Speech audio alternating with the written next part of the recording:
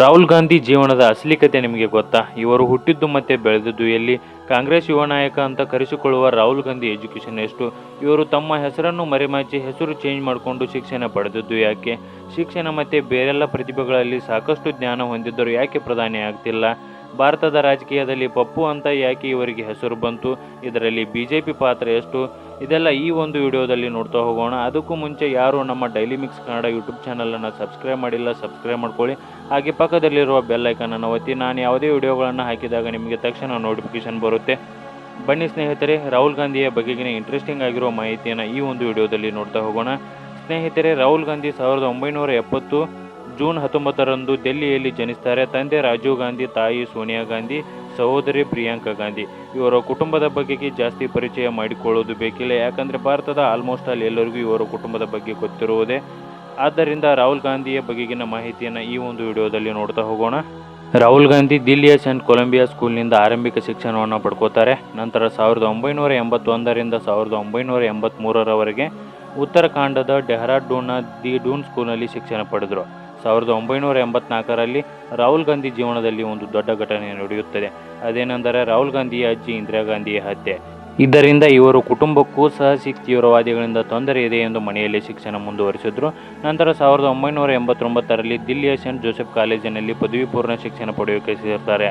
ಇಲ್ಲಿ 1 ವರ್ಷದ ಶಿಕ್ಷಣ ಮಾತ್ರ ಮುಗಿಸಿ ಹಾರ್ವರ್ಡ್ ಯೂನಿವರ್ಸಿಟಿಗೆ ಹೋಗ್ತಾರೆ. ರಾಹುಲ್ ಗಾಂಧಿ ಜೀವನದಲ್ಲಿ ಮತ್ತೊಂದು ಕಹಿ ಘಟನೆ ನಡೆಯುತ್ತದೆ. ಅದೇನೆಂದರೆ 1991ರಲ್ಲಿ ರಾಜೀವ್ ಗಾಂಧಿಯನ್ನು ಚುನಾವಣಾ ರ್ಯಾಲಿಯಲ್ಲಿ LIT ಉಗ್ರರು ಕೊಲೆ ಮಾಡಿದ್ರು. ಭದ್ರತಾ ಕಾರಣದಿಂದ ರಾಹುಲ್ ಗಾಂಧಿಯನ್ನು ಫ್ಲೋರಿನೋ ಲಾರೆನ್ಸ್ ಕಾಲೇಜಿಗೆ ಸೇರಿಸ್ತಾರೆ. ಇಲ್ಲಿ ರಾಹುಲ್ ಗಾಂಧಿ 1994ರಲ್ಲಿ BA ಕಂಪ್ಲೀಟ್ ಮಾಡ್ತಾರೆ. ಈ ಕಾಲೇಜಿನಲ್ಲಿ ಇವರ ಹೆಸರು ರಾಹುಲ್ ಗಾಂಧಿ ಬದಲಾಗಿ ರಾಹುಲ್ ವೆನ್ಸಿ ಅಂತ ಇರುತ್ತದೆ. ಕಾರಣ ಇವರ ಫ್ಯಾಮಿಲಿಗೆ ಥ್ರೆಟ್ ಇರೋದರಿಂದ ಇವರು ತಮ್ಮ ಹೆಸರನ್ನು ಬದಲಿಸಿಕೊಂಡು ಇಲ್ಲಿ ಶಿಕ್ಷಣವನ್ನು ಮುಂದುವರಿಸುತ್ತಿರುತ್ತಾರೆ. ಇದನ್ನು ತಿಳಿಯದೆ ಇವರು ಹಿಂದೂನೇ ಅಲ್ಲ ಅಂತ ಟೀಕೆ ಕೂಡ ಮಾಡ್ತಾರೆ. 1995ರಲ್ಲಿ Rahul Gandhi KM bridge Trinity ಕಾಲೇಜ್ಗೆ ಸೇರಿಕೊಂಡು MPhil ಶಿಕ್ಷಣ ಪಡೀತಾರೆ. ಇಷ್ಟೆಲ್ಲ ಎಜುಕೇಟೆಡ್ ಆದರೂ ಭಾರತದ ರಾಜಕಾರಣದಲ್ಲಿ ರಾಹುಲ್ ಗಾಂಧಿ ಅವರಿಗೆ ಬಂದಿರುವ ಹೆಸರು ಪಪ್ಪು ಅಂತ. ಇದಕ್ಕೆ ಕಾರಣ ಕೆಲವು ಸಲ ರಾಹುಲ್ ಗಾಂಧಿ ಅವರು ಕೊಟ್ಟ ಅಸಂಬದ್ಧ ಕಾರಣಗಳಾದರೆ ಬಿಜೆಪಿ ಸೋಷಿಯಲ್ ಮೀಡಿಯಾ ಸೇನೆಯ ಕ್ರಿಯೇಟಿವಿಟಿ ಮತ್ತೊಂದು ಕಾರಣವಾಗುತ್ತದೆ. ಈ ಒಂದು ಫನ್ನಿ ಹೆಸರಿನಿಂದ ಸಹೋದರಿ ಪ್ರಿಯಾಂಕಾ ಗಾಂಧಿ ಹೇಳ್ತಾರೆ, ನನ್ನ ಸಹೋದರ ಹಲವಾರು ಪ್ರತಿಭೆಗಳನ್ನು ಹೊಂದಿದ್ದಾರೆ. ಈ ಒಂದು ಫನ್ನಿ ಟ್ಯಾಗ್ ನೇಮ್ ವಿರೋಧಿಗಳು ನೀಡಿದ್ದು ಎಂದು ಅವರ ಟ್ಯಾಲೆಂಟ್ಗಳನ್ನು ಹೇಳ್ತಾರೆ. ರಾಹುಲ್ ಗಾಂಧಿಗೆ ಎಷ್ಟೇ ತುಚ್ಛ ಮಾತಿನಿಂದ ಬೈದ್ರು, ಎಂಥದೇ ಮಾತಿನ ದಾಳಿ ಮಾಡಿದ್ರು ಅದನ್ನು ತಾಳ್ಮೆಯಿಂದ ಹ್ಯಾಂಡಲ್ ಮಾಡ್ತಾರೆ. ತಾಳ್ಮೆಯಿಂದ ಇರೋದು ಕೂಡ ಒಂದು ಟ್ಯಾಲೆಂಟ್ ಆಗುತ್ತದೆ. ಈಗ ಅಂದರೆ ಯಾಕೆ ಅನ್ನೋ ಜನರಿರುವಾಗ ರಾಹುಲ್ ಗಾಂಧಿಗೆ ಏನೇ ಬೈದರೂ ಸಮಾಧಾನದಿಂದ ಉತ್ತರ ಕೊಡ್ತಾರಂತೆ. ರಾಹುಲ್ ಗಾಂಧಿಗೆ ಎಲ್ಲ ಧರ್ಮಗಳ ಬಗೆಗಿನ ತಿಳುವಳಿಕೆ ಇದೆ. ಅದರ ಬಗೆಗಿನ ಪುಸ್ತಕಗಳನ್ನು ಓದಿದ್ದಾರೆ. ಅಡಿಕೋದಲ್ಲಿ ಬ್ಲ್ಯಾಕ್ ಬೆಲ್ಟನ್ನು ಹೊಂದಿದ್ದಾರೆ. ಮತ್ತು ತರಬೇತಿ ಪಡೆದ ನುರಿತ ಪೈಲಟ್ ಕೂಡ ರಾಹುಲ್ ಗಾಂಧಿ ಅವರು ಆಗಿದ್ದಾರೆ. ರಾಹುಲ್ ಗಾಂಧಿ ಸಲೀಸಾಗಿ ಸಮುದ್ರದಲ್ಲಿಯೂ ಸಹ ಈಜಾಡಬಲ್ಲರಂತೆ. ಮತ್ತು ಪರ್ವತಾರೋಹಣದ ತರಬೇತಿ ಕೂಡ ಪಡೆದಿದ್ದಾರೆ. ರಾಹುಲ್ ಗಾಂಧಿ ಶೂಟಿಂಗ್ ಮಾಡುವಲ್ಲಿ ಸಹ ಪಂಟಾರಂತೆ. ರಾಹುಲ್ ಗಾಂಧಿ ಹೇಳ್ತಾರೆ, ಈ ಪಪ್ಪು ನೇಮ್ ನನಗೆ ಕಾಮನ್ ಆಗಿದೆ, ನಾನು ಏನೇ ಹೇಳಿದ್ರು ಅದರಲ್ಲಿ ಕಾಮಿಡಿ ಹುಡುಕುತ್ತಾರೆ ಅಂತ. ರಾಹುಲ್ ಗಾಂಧಿ ರಾಜಕೀಯಕ್ಕೆ ಬರೋ ಯೋಚನೆಯೇ ಮಾಡಿರಲಿಲ್ಲ.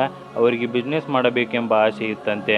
2002ರಲ್ಲಿ ಭಾರತಕ್ಕೆ ಬಂದಾಗ ಮುಂಬೈನಲ್ಲಿ backup service private limited technology consultancy ಶುರು ಮಾಡಿದ್ರು. ನಂತರ 2004ರಲ್ಲಿ ರಾಜಕೀಯಕ್ಕೆ ಬರುತ್ತೇನೆಂದು ಅನೌನ್ಸ್ ಮಾಡ್ತಾರೆ. ತಮ್ಮ ತಂದೆ ಕ್ಷೇತ್ರವಾದ MITಯಿಂದ ಕಣಕ್ಕಿಳಿತಾರೆ. ಆದರೆ ರಾಹುಲ್ ಗಾಂಧಿ ಬರುವಷ್ಟರಲ್ಲಿ ಉತ್ತರ ಪ್ರದೇಶದಲ್ಲಿ ಕಾಂಗ್ರೆಸ್ ಹಿಡಿತ ತಪ್ಪೋಗಿತ್ತು. 100 ಸೀಟ್ಗಳ ಪೈಕಿ 18-20 ಮಾತ್ರ ಸೀಟ್ ಗೆಲ್ಲುವ ಸಾಮರ್ಥ್ಯಕ್ಕೆ ಇಳಿದಿತ್ತು. ರಾಹುಲ್ ಗಾಂಧಿ ವಿದೇಶಿ ಇಂಟರ್ವ್ಯೂನಲ್ಲಿ ಹೇಳ್ತಾರೆ, ನಮ್ಮ ದೇಶದಲ್ಲಿ ಜಾತಿ ಮೇಲೆ ರಾಜಕಾರಣ ಮಾಡುತ್ತಾರೆ, ನಾನು ಅದನ್ನು ವಿರೋಧಿಸುತ್ತೇನೆ ಮತ್ತು ದೇಶವನ್ನು ಒಂದುಗೂಡಿಸಿ ಆಳ್ವಿಕೆ ಮಾಡಲು ಇಷ್ಟಪಡುತ್ತೇನೆ ಎಂದು ಹೇಳುತ್ತಾರೆ. ಮೊದಲ ಚುನಾವಣೆಯಲ್ಲಿ ರಾಹುಲ್ ಗಾಂಧಿ MIT ಕ್ಷೇತ್ರದಿಂದ 1 ಲಕ್ಷ ಮತದ ಅಂತರದಲ್ಲಿ ಗೆದ್ದು ಸಂಸತ್ ಪ್ರವೇಶ ಮಾಡ್ತಾರೆ. 2006ರಲ್ಲಿ ತಾಯಿ ಸೋನಿಯಾ ಗಾಂಧಿ ಪರವಾಗಿ ಪ್ರಚಾರ ಮಾಡ್ತಾರೆ. ತಾಯಿ ಸೋನಿಯಾ ಗಾಂಧಿ 4 ಲಕ್ಷ ಮತಗಳ ಅಂತರದಲ್ಲಿ ಗೆಲ್ತಾರೆ. 2007ರಲ್ಲಿ ಕಾಂಗ್ರೆಸ್ ಪ್ರಧಾನ ಕಾರ್ಯದರ್ಶಿಯಾದರು ರಾಹುಲ್ ಗಾಂಧಿ. 2009ರಲ್ಲಿ MITಯಿಂದ ಲೋಕಸಭಾ ಚುನಾವಣೆಯಲ್ಲಿ 3,71,000 ಮತಗಳ ಅಂತರದಲ್ಲಿ ಗೆಲುವು ಸಾಧಿಸಿದ್ರು. 2011ರಲ್ಲಿ ರೈತರ ಭೂಮಿಯನ್ನು ಸರ್ಕಾರ ವಶಪಡಿಸಿಕೊಂಡಾಗ ರೈತರ ಪ್ರತಿಭಟನೆಯಲ್ಲಿ ಭಾಗಿಯಾದ ರಾಹುಲ್ ಗಾಂಧಿಯನ್ನು ಪೊಲೀಸರು ಅರೆಸ್ಟ್ ಮಾಡ್ತಾರೆ. ನಂತರ ಸಾಲು ಸೋಲನ್ನು ತಮ್ಮ ಮೇಲೆ ಹಾಕಿಕೊಳ್ತಾರೆ. ಸಾಮೂಹಿಕ ನಾಯಕತ್ವ ರಾಹುಲ್ ಗಾಂಧಿ ಮಾತ್ರ ಕಾರಣ ಅಲ್ಲ ಎಂದು ಕಾಂಗ್ರೆಸ್ನ ಕಾರ್ಯಕರ್ತರು ಹೇಳ್ತಾರೆ. 2013ರಲ್ಲಿ ರಾಹುಲ್ ಗಾಂಧಿ ಕಾಂಗ್ರೆಸ್ ಪಕ್ಷದ ಉಪಾಧ್ಯಕ್ಷರಾಗುತ್ತಾರೆ.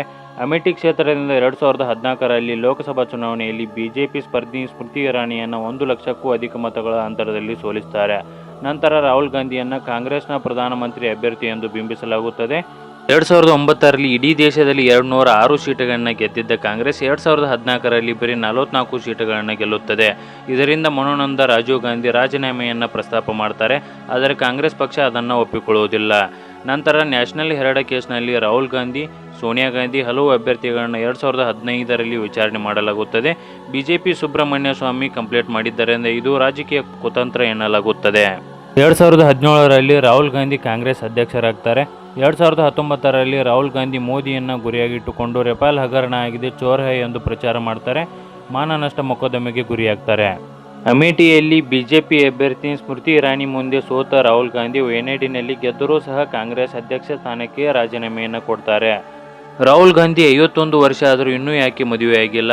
ಲವ್ ಸ್ಟೋರಿ ಇದೆ ಎಂದು ದೊಡ್ಡದಾಗಿ ಸುದ್ದಿಯಾಗಿತ್ತು. ಇಂಡಿಯಾ ಮತ್ತು England cricket world cup match ಇಬ್ಬರು ಸೇರಿ ನೋಡಿದ್ದರಂತೆ. ಇದರ ಬಗ್ಗೆ ದೊಡ್ಡದಾಗಿ ಸುದ್ದಿಯಾಯಿತು.